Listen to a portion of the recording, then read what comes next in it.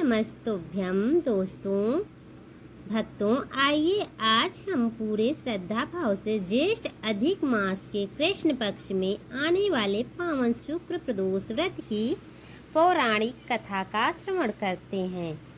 पौराणिक कथा के अनुसार एक नगर में एक बहुत ही समृद्ध और धनवान व्यापारी रहता था। उस व्यापारी के घर में धन धान्य की कोई कमी नहीं थी, परंतु उसका एक ही पुत्र था जिसका विवाह अत्यंत सुंदर और सुशील कन्या से हुआ था। विवाह के कुछ समय बाद व्यापारी की बहू अपने मायके माता पिता के घर चली गई।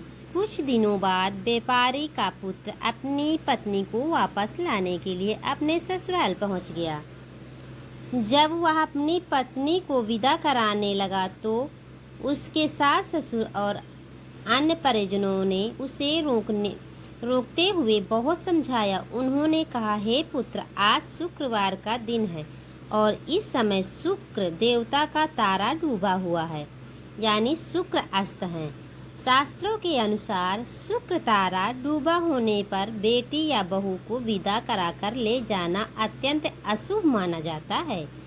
इसलिए तुम आज का दिन रुक जाओ, किसी और शुभ दिन विदा करा लेना। परंतु व्यापारी का पुत्र अत्यंत हठी और जिद्दी स्वभाव का था।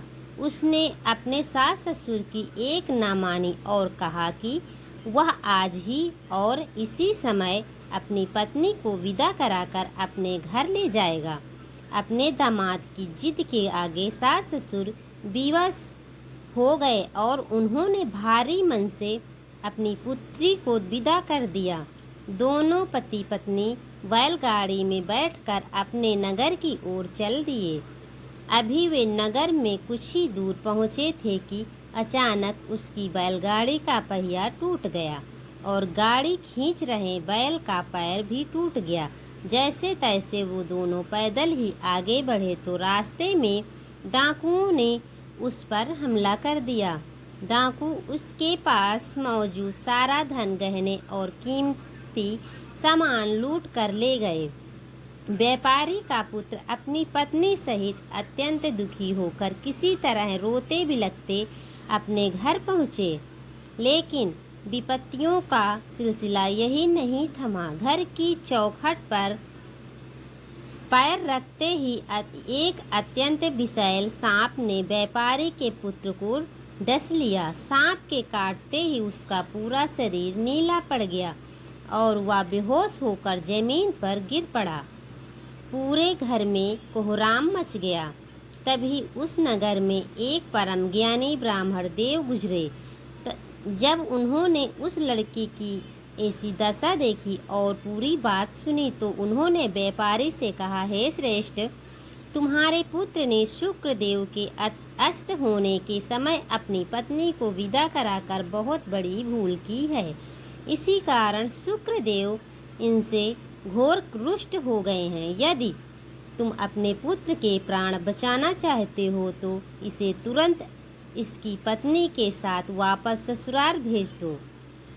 वहां पहुंचकर यह दोनों पूरे नियम से भगवान शिव का प्रदोष व्रत रखने का संकल्प लें। महादेव की कृपा से ही यह संकट टल सकता है। ब्राह्मण देव की बात मानकर पिता ने तुरंत अपने अचेत बेहोश पुत्र को डोली में लिटाया और उसकी पत्नी के साथ वापस ससुराल भिजवा दिया। जैसे ही डोली ने ससुराल की सीमा में प्रवेश किया, वैसे ही एक अद्भुत चमत्कार हुआ। उस लड़के के शरीर में जहर अपने आप कम होने लगा और वह पूरी तरह स्वस्थ होकर उठ बैठा। इसके बाद पति पत्नी दोनों ने त्रयोदशी तिथि आने पर पूरे विधि विधान से भगवान भोलेनाथ और माता पार्वती का शुक्र प्रदोष व्रत रखा। इस व्रत के पुण्य प्रभाव से शुक्र देवता का क्रोध शांत हो गया और भगवान शिव की असीम कृपा से उनके जीवन के सभी कष्ट, रोग और दरिद्रता हमेशा के लिए दूर हो गए। वे दोनों सुखपूर्वक अपना जीवन व्यतीत कर अत्यंत शिवलोक को सिधारे। यहाँ कथा का समाप्त करने की विधि। बोलिए उमापति महादेव की जय, माता पार्वती की जी जय। भक्तों जी, जो भी मनुष्य अधिक मास के इस पावन प्रदोष व्रत की कथा को सुनता या सुनाता है, उसकी वैवाहिक जीवन के सभी कष्ट दूर हो जाते हैं और घर में सुख समृद्धि का वास होता है। ऐसे ही और प्रामाणिक कथाओं के लिए हमारे चैनल व्रत कैलेंडर की टिप्स को सब्सक्राइब करें, जरूर करें। धन्यवाद। हर हर महादेव। जय भोले बाबा। अब मैं अपना वीडियो यहीं से एंड करती हूँ। हर हर महादेव। जय भोलेनाथ।